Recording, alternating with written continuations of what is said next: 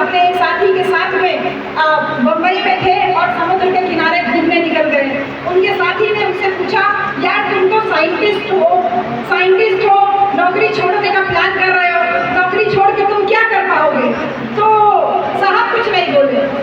साहब लगातार समुद्र को देखते रह रहे थे, समुद्र में उठ रही लहरों को बार बार निहार रहे थे। और फिर उनका साथी बार बार पूछ रहा है, अबे नौकरी छोड़ने के बाद क्या करोगे, क्या प्लान है तुम्हारा? साहब कुछ नहीं बोले। जब वो समुद्र की पहलकदमी से जब वापस होने लगे तो फिर उनके साथी ने कहा कि बताओ क्या करोगे, क्या करना चाहते हो, क्या प्लान है तुम्हारा? तब साहब कहते हैं, तुमने कहा ना कि मैं साइंटिस्ट हूँ। हाँ मैं साइंटिस्ट हूँ, और मैं साइंटिस्ट हूँ तो मैं साइंस का ही काम करूँगा और समुद्र बनाऊंगा, क्योंकि हमने एक्सपेरिमेंट में सुना है बूंद बूंद से सागर भरता है। मैं भी बूंद बूंद से समुद्र बनाऊंगा। जाति जाति में बटे हुए समाज को मैं एक बहुजन रूपी विशाल समुद्र बनाऊंगा। और आगे कहने की जरूरत नहीं है कि साहब कांशीराम ने अपने एक्सपेरिमेंट से जातियों को इकट्ठा करके 6,743 में से 650 जातियों को इकट्ठा करके उत्तर प्रदेश जैसे विशाल सूबे का उनको 4,000 बार मुख्यमंत्री बनने का अवसर दिया।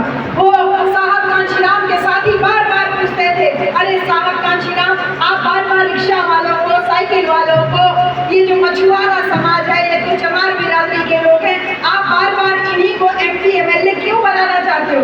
क्या बात है, आप इनको क्यों उठाना चाहते हो? तो साहब कांशीराम कहते हैं, मैं कुछ कर थोड़ी रहा हूँ, मैं तो साइंटिस्ट हूँ ना, मैं तो अपना लैब का काम कर रहा हूँ, यानी मैं प्रयोगशाला में प्रयोग कर रहा हूँ। वो प्रयोग कैसा है? वो प्रयोग यही है कि किस प्रकार अपने वोटों की ताकत को एहसास करके कोई मछुआरा समाज का, कोई अहिर समाज का, कोई निषाद समाज का, कोई सुनार समाज का व्यक्ति शासन सत्ता में भागीदारी प्राप्त कर सकता है। तो इस प्रकार साहब कांशीराम अपनी लेबोरेटरी में काम करते करते एक बार R.K. चौधरी जी, जो कि आज दूसरी पार्टी से सांसद जरूर बन गए हैं, लेकिन वो दौर था जब साहब कांशीराम वो मंत्री थे और साहब कांशीराम इस मिशन मूवमेंट को संभाल रहे थे। और लखनऊ में जो गेस्ट हाउस है, उस गेस्ट हाउस से जब साहब कांशीराम को एयरपोर्ट जाना था, तो उस एयरपोर्ट में जाने के लिए जब गेस्ट हाउस से बाहर निकले, बोले चौधरी गाड़ी कहाँ है? तो चौधरी जी क्योंकि मंत्री थे तो लाल बत्ती लगी गाड़ी बाहर खड़ी हुई। चौधरी जी ने कहा, साहब ये बत्ती लगी गाड़ी आपके सामने है, इसी में बैठिए। साहब कह रहे हैं तो तेरी गाड़ी है, तू मंत्री है, मैं मंत्री नहीं हूँ, मैं कैसे बैठ सकता हूँ इसमें? तो वो चौधरी जी साहब से कहते हैं, अरे साहब आपकी बदौलत ही तो मैं आज मंत्री बन पाया हूँ, तो आप प्लीज इस गाड़ी में बैठिए। साहब ने कहा नहीं। बोले वो दूसरी वाली सफेद गाड़ी किसकी है? चौधरी जी कहते साहब वो भी अपनी गाड़ी है। साहब फटाफट उसमें बैठे, कहे ड्राइवर को लेके चलो, हमको एयरपोर्ट पहुंचना है। साहब के साथ में दौड़ के चौधरी जी उसी सफेद एम्बेसडर में बैठे।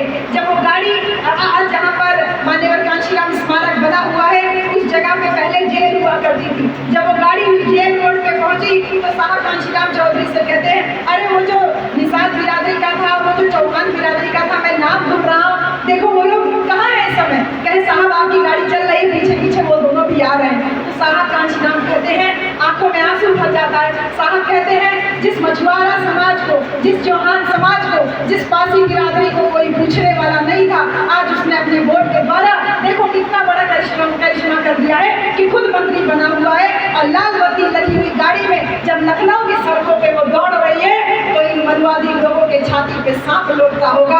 आज ये देख करके मेरा दिल, सीना जो है गदगद हो गया है। कहते कहते साहब की आंखों में आंसू आ जाता है और चौधरी जी भी साथ में रोने लगते हैं। तो ये बात अगर देखें कि साहब कांशीराम ने जो तमाम एक्सपेरिमेंट समाज में किए, उसका फल समाज में सत्ता के रूप में, शासन सत्ता के रूप में दिखाई दिया।